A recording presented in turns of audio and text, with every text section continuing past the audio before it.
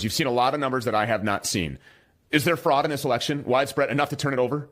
Is the Pope Catholic? Okay, so then is there a mechanism in place to unseat this installed illegitimate administration? So this is where things get difficult, and this is where a dose of reality is required. There are elections in this country that have been declared null and void after the fact, after the wrongful winner was seated and the rightful winner seated. Never before we had that with the presidency. So such a focal position, not only here, but worldwide. So should we prove the fraud in only 3 states, Arizona, Georgia, and Pennsylvania, or Michigan, or Wisconsin plus Nevada, then it is very clear watching the Trump administration's releases, constantly talking about watching President Trump's releases. It is very clear watching his response to this and the constant mention of election fraud 10 months after the fact that they plan to mount a challenge to the election formally, and something that you've never seen before.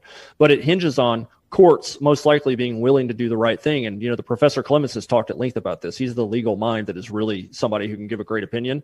But it would absolutely be unprecedented. But history is full of things that were once unprecedented. So this is why I never rule anything out.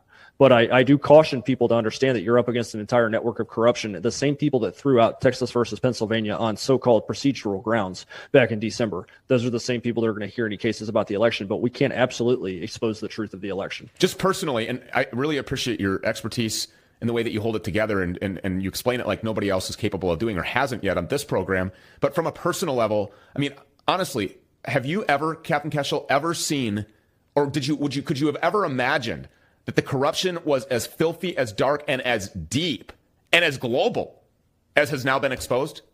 No, and they have no choice now but to be spotted out in public as what they are, the corruption. Look at Justin Trudeau's tour of Canada right now. It's turning into a complete debacle where he's being mocked by everybody everywhere he goes. So really, this country owes a deep gratitude for President Trump for pulling this out earlier than he would have. Now, had it not been for Donald Trump, they would have kicked the electoral votes around for the next 30 years until they drove this country into oblivion, swapping out parties. The Republican Party, the biggest applause line I've had in recent presentations or recent appearances that I've made is when I reference what I call the enemy inside the wire, which is the Rhino Republican Party. Look, we know who the Democrats are. They actually are much more honest than the Republicans are. They tell you how much they hate personal freedom and liberty and your ability, Stu, to produce this show and speak freely as you wish.